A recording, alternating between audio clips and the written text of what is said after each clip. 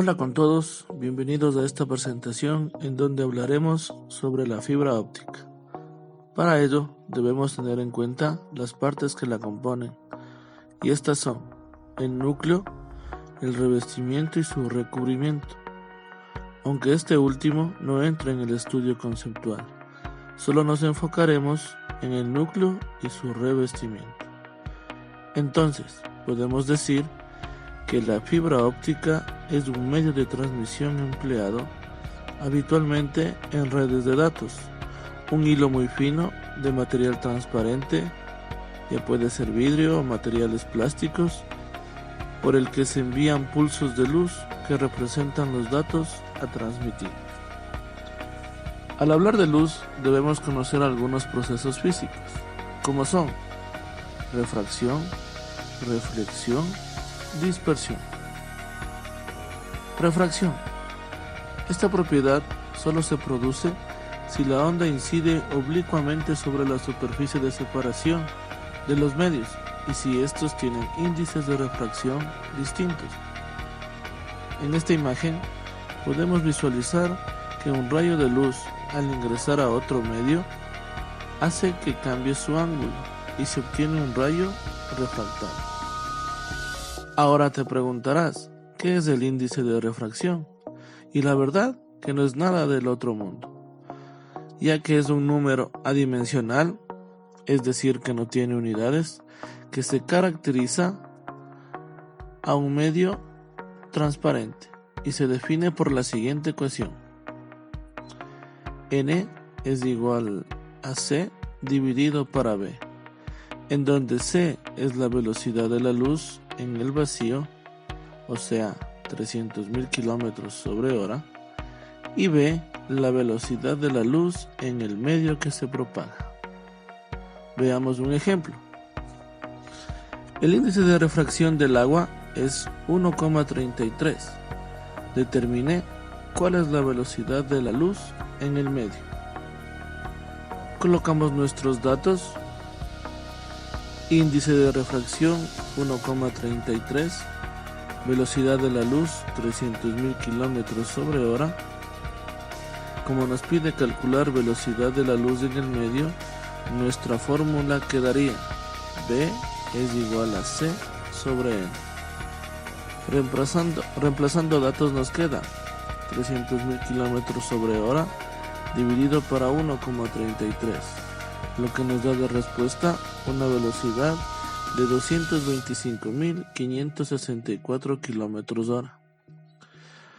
Con esta respuesta, y en otras palabras, podemos decir que el índice de refracción es una medida que determina la reducción de la velocidad de la luz al propagarse por un medio homogéneo. Reflexión. La reflexión es el cambio de dirección de un rayo o una onda que ocurre en la superficie de separación entre dos medios, de tal forma que regresa al medio inicial. En otras palabras, es como reflejarse en un espejo, ya que la imagen va de vuelta a nuestros ojos. Pero aquí se produce una ley muy importante llamada ley de reflexión, la cual manifiesta que en una reflexión total o parcial, el ángulo de incidencia es igual al ángulo de reflexión. Miremos el siguiente ejemplo. La luz sale del punto A hacia el punto C. Si no existiera el vidrio, iría en dirección al punto B', pero si es reflejado, iría al punto B. Tome en cuenta que en cada ejemplo, al mover el ángulo de incidencia, automáticamente se produce un ángulo igual, el cual es el ángulo de reflexión. Todo lo que hemos visto entre reflexión y refracción se relacionan en la llamada ley de Snell, que atribuye su nombre al científico que lo descubrió experimentalmente, Wilbur Snell, allá por el año 1621. Su fórmula es índice de refracción inicial dividido para el índice de refracción final es igual al cociente de los senos del ángulo refractado sobre el ángulo incidente. Entendámoslo mejor con un ejemplo. Un rayo de luz que se propaga en el aire entra en el agua con un ángulo de incidencia de 45 grados. Si el índice de refracción del agua es 1,33, ¿cuál será su ángulo de refracción? Lo primero que vamos a realizar en este caso es en nuestro simulador, en donde colocamos los datos, los 45 grados del ángulo incidente, el índice de refracción del agua, y este dato, aunque no está en el ejercicio, es un dato que debemos conocer, ya que es una constante, y es que el índice de refracción del aire es 1,003. Si visualizamos todo lo que nos da, nos entrega una respuesta de 32,1 grados, como el ángulo de refracción. Ahora lo vamos a comparar con nuestra solución matemática, dándonos exactamente lo mismo. Ángulo crítico. Si n es menor que n2, vamos a tener a la vez un haz refractado y un haz reflejado. En cambio, si tenemos que n1 es mayor que n2, obtenemos solo un haz reflejado. Y a este ángulo que se obtiene se lo conoce como ángulo crítico, y no es más que el ángulo de incidencia para el cual el ángulo de refracción es 90 grados. Para esta condición no existe ningún haz de luz propagándose por el segundo medio, es decir, no se refracta, y a su vez existe una reflexión total. En nuestro simulador obtuvimos el valor máximo que puede tener nuestro ángulo de incidencia para que exista reflexión total, es decir, ángulo crítico. Pero si apenas menoramos de ese valor, obtendremos refracción y reflexión. Ya que el seno de 90 es 1, la fórmula del ángulo crítico quedaría que es igual a la función inversa del seno del cociente entre el índice de refracción final dividido por el índice de refracción inicial. Dispersión. La dispersión de la luz es un fenómeno que se produce cuando un rayo de luz compuesta se refracta en algún medio, por ejemplo, un prisma, quedándose separados sus colores constituyentes. Cuando un pulso de luz se transmite por fibra óptica, no conserva su forma original, siempre se ensancha un poco.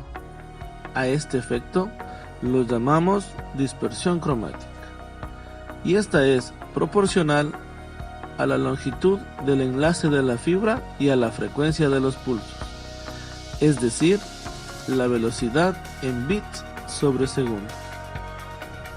En la imagen podemos observar que si duplicamos la longitud del enlace, provocará que igualmente se duplique la dispersión, llegando en algunos casos a un término conocido como solapamiento, el cual puede causar errores en la transmisión.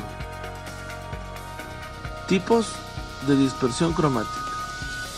El fenómeno de la dispersión cromática es en realidad la suma de dos dispersiones: la dispersión del material más la dispersión por guía de onda. Ambos afectan tanto a las fibras monomodo como multimodo. Dispersión cromática por el material. Como su nombre lo indica, es por la fabricación de la fibra óptica, en la cual en su proceso puede haber impurezas o su estructura no puede ser totalmente homogénea, y así el pulso de la luz tarda en llegar a su destino. Dispersión cromática por guía de onda. Se encuentra en las diferentes velocidades de los pulsos de luz, al viajar más cerca o más lejos del núcleo de la fibra óptica, debido a los campos eléctricos y magnéticos. Una parte de la luz viaja por el revestimiento, en lugar de estar confinada en el núcleo, como pudiéramos pensar. Al tener núcleo y revestimiento diferentes índices de refracción, los pulsos viajarán a velocidades diferentes en cada parte, originando dispersión cromática. Tengamos en cuenta que los pulsos con menor longitud de onda, más hacia el color violeta, viajan cerca del núcleo, obteniendo una mayor refracción. En cambio, los pulsos con mayor longitud de onda, más hacia el color rojo, viajan cerca del revestimiento, menor refracción.